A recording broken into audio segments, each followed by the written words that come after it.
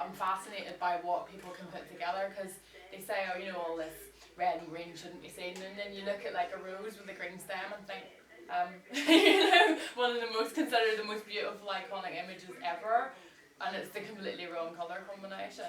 So I think sometimes you need to just sort of think outside the box.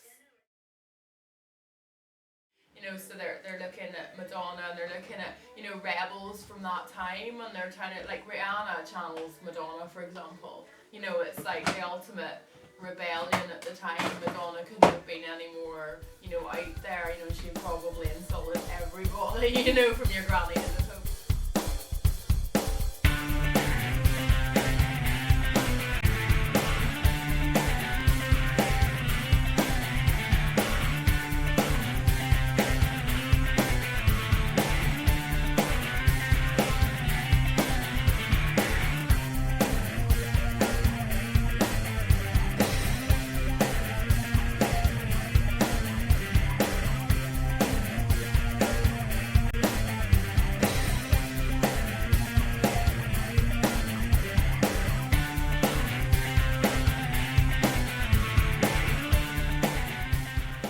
Hi, I'm Jo Crozier, owner of Hairoscope salon in Coleraine. I've owned the salon for 14 years now. I've been hairdressing for 20 years altogether. Started off literally schoolgirl and just got bit by the bug.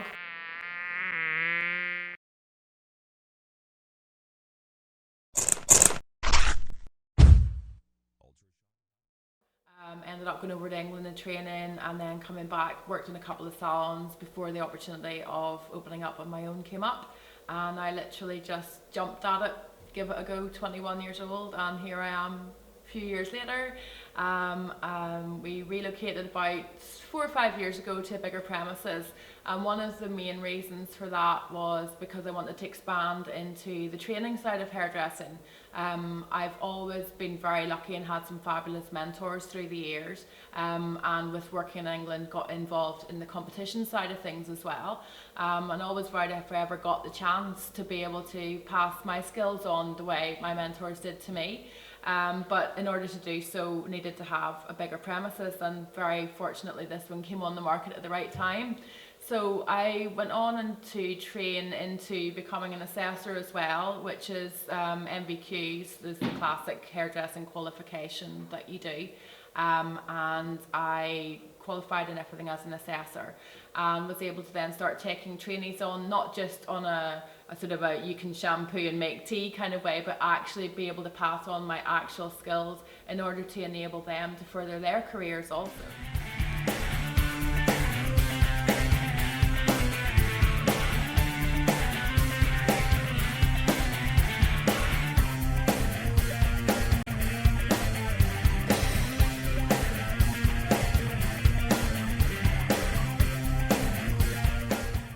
I found, unfortunately, bringing the girls in the beginning, that their main problem with coming from the tech into a hands-on environment was that they weren't really getting any proper experience as part of their qualification within either the tech or any kind of, you know, organisation like that. And so I felt really there was more need for me to actually start becoming really, really hands-on in order to benefit not only the industry as a general, but also I was going to be employing these girls in the future in the salon. No point in having a 6-seat salon and working in it yourself, you know. So I found that by bringing them into the salon, it was really, really benefiting their career, and it started to fuel their fire as well. So that was good to see. Education is really, really crucial within our industry as a general, but I wanted to really, really focus on it when I was bringing the girls into the salon.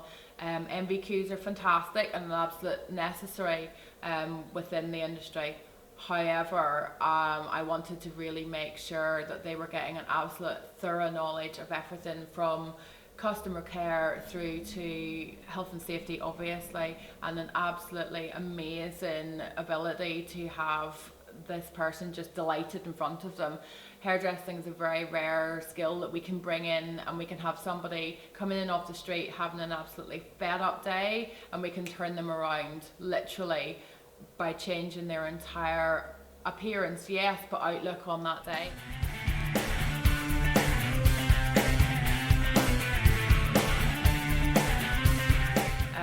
I literally started taking the girls and making them think outside the box. So yeah, you've got this person sitting in front of you. At tech, you just go, yeah, okay, so you want to be blonde. Somebody goes and mix up the blonde and you bung it on and they go out blonde. That's fantastic, but I want them to actually look at these people as being actual human beings, not just dolly heads. So I spend a lot of time, and at least 2 evenings a week, they bring in their own, albeit in the beginning, bribed friends and family, and then on to actual proper clientele, to actually, not, I wouldn't say practice on, but use as models, which really is what then they can sometimes become, because I then encourage the girls then to go on and take these models into proper competitions, which is really where we like to see the passion fueled.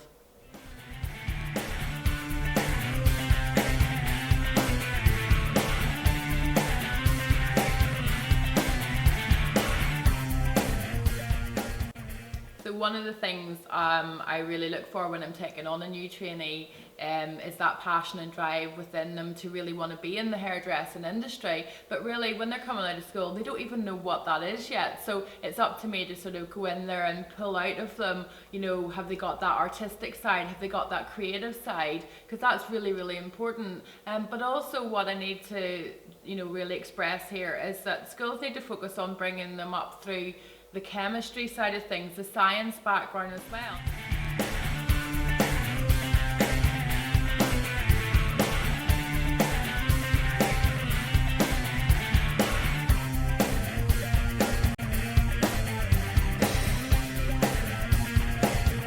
Not just the kid that can't do, you know, maths and English, and you know, that's suitable just to be thrown into hairdressing because they can't do anything else. They really need to have that background now of science, because it's not just go and mix up, you know, this little packet with this little packet and stick it on and somebody turns out blonde.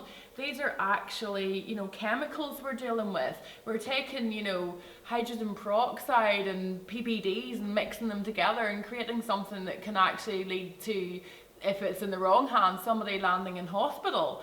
You know, there's very little regulation out there for somebody just going along to their chemist, buying a packet of, you know, off the shelf, a box, you mix A with B, think, oh wonderful, I'll look like Beyonce in half an hour. But unfortunately, 9 out of 10 times they do it wrong. They either don't read the thing at all, they just mix it and stick it on and hope for the best. They don't do the patch test. They don't, you know, worry about the timing of it. They just think, oh, I'll put on the telly and rinse it off when it starts to itch. And unfortunately, as the media has now shown us, more and more cases are now leading to, you know, kids and adults with horrendous allergic reactions, which can not only lead to, you know, you landing in hospital for a couple of days visit, but can actually cause death at the end of the day. Sounds really dramatic, but this is what we're dealing with. Really intense chemicals that can lead to really intense allergies, which can actually kill you. So it's something I really feel that the industry needs to concentrate on, you know, getting governed a lot more, and really bringing out to the public that it's not just that simple. And the reason that hairdressers train for 3 and 4 years to deal with these chemicals isn't just to make you look pretty, it's actually because there's a legal requirement that we have to have a certificate that says we can mix A with B, where a 16-year-old can walk into Boots and just go, yeah, I fancy that this weekend, I'll stick it on and hope for the best.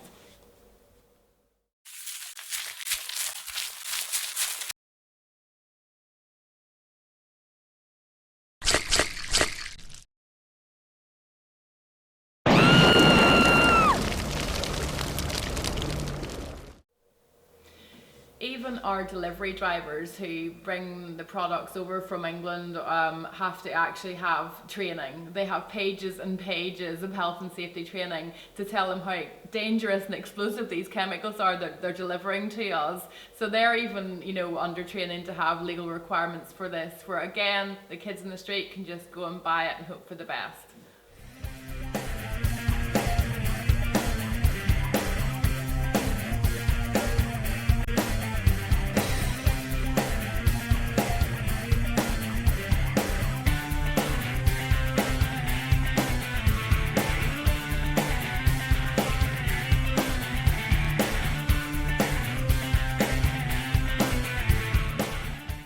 something that the industry has been campaigning for years, since the 60s in fact, is actual mandatory state registration of hairdressers.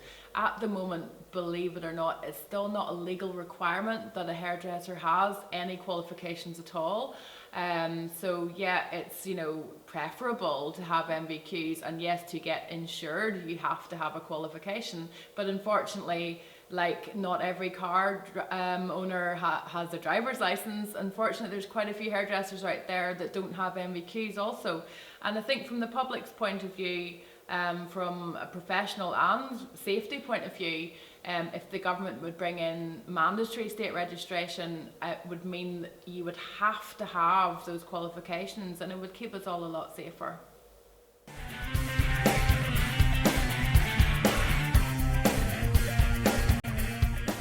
It's really important for me and for us as a salon as a whole, as a team, to be involved constantly with continual training, bringing in external trainers, whether it be to update your colour skills, your styling skills, specifically doing competition work.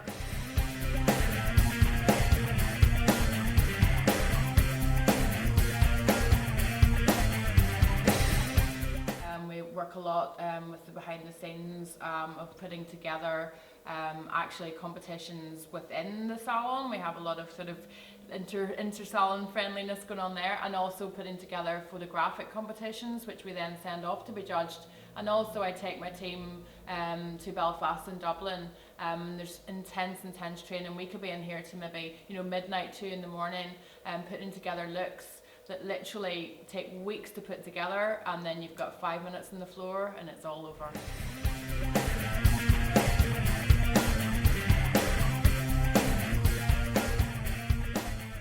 I've been really fortunate over my many years hairdressing to build up a really fantastic and loyal clientele who have followed me from my very humble beginnings when I was just renting a chair above a sweetie shop, the whole way through to now, as I say, an All-Ireland champion, running my own, you know, 6-seater salon, training my own girls and bringing them up through now as well. These are very hard times in hairdressing and in any industry at the moment. So I mean, it shouldn't even go without saying, but I mean, I'm going to say it. I really respect the fact that, you know, I do have, you know, people who would literally crawl over broken glass, I suppose you could say, to, you know, to support me, both, you know, within the industry. And what I would, you know, go on to say is they are actually, many of them have turned into friends over the years, because it is a relationship. And I think it's something, again, that has, you know, needs to be reiterated in the industry too. These aren't dolly heads we're working with. These are human beings. And, you know, you will eventually start to build up a rapport. And it's why I like to work in a smaller town. I've worked in cities, I've trained in bigger cities, and I train, you know, I go to other salons and train in other cities, and I still really like, yeah, I love the buzz of going into the bigger places, but I like to have, you know, a more intense relationship with my clients, and I really try to bring that into, you know, my training as well, so that the girls need to understand that, yeah, you know, there's all that flashy stuff going on out there. You can go and, you know, get up at 6 in the morning and work until 12 at night and go out and have cocktails, etc. But you really, at the end of the day, you need to remember that your clients are who you're there for, and the flashy side of things is just maybe going to come as a bonus. But, you know, all of that costs money, and if it's not for the clients coming in, you're not going to have the money to have the flash either.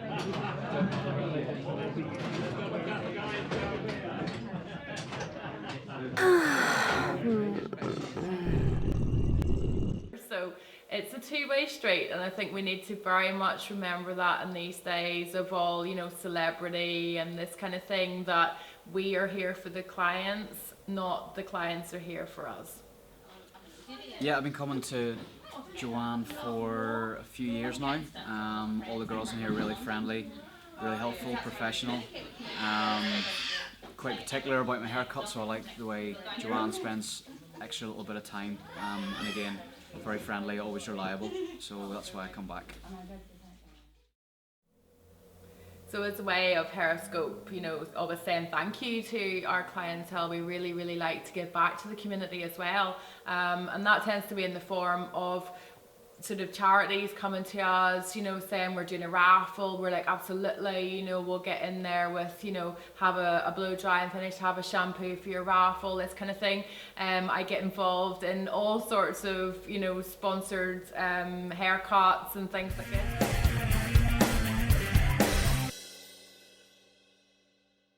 We recently just did a really interesting request for a young girl who offered to cut off her entire 12 inches of ponytail for a charity, which was absolutely fantastic. You know, and so we really like to give to everybody that comes along and asks. We'll try. We really will try from you know, the aged community right down to the nursery school kids, because that's what we cover in our clientele. So it's our way of kind of giving back as well.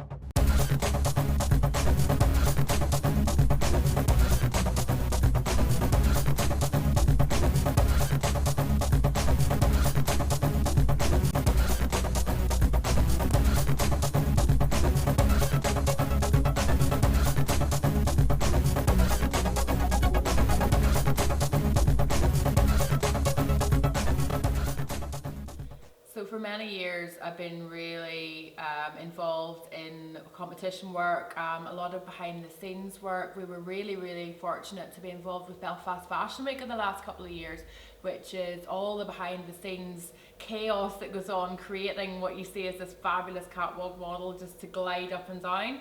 So that's been wonderful. And off the back of the behind the scenes idea, I've also gotten more involved in not only producing the looks for the models, but actually modeling myself. We have a wonderful photographer in-house at Hairoscope called Paul Smith, who mainly focuses on bridal shoots, and that's where I actually met Paul originally. We kept sort of coming to the same, you know, weddings together and got to know him from that point of view. And our little creative minds have been really bouncing off each other, and we decided to get together with a few more creative heads from around the area in the background of film and lighting, etc. We've started to put together a series of photo shoots which involve yours truly actually modelling in the shoot and doing the hair as well, to sort of show a little bit of, you know, what goes on, you know, in the real world of actually putting these things together. So we're filming the photographs. So it's a completely different concept, and it shows you a lot of the kind of, you know, literally me with the makeup artist, completely sans makeup, hair not done, right through to the finished project. So it's really exciting, and we're really getting into that at the minute.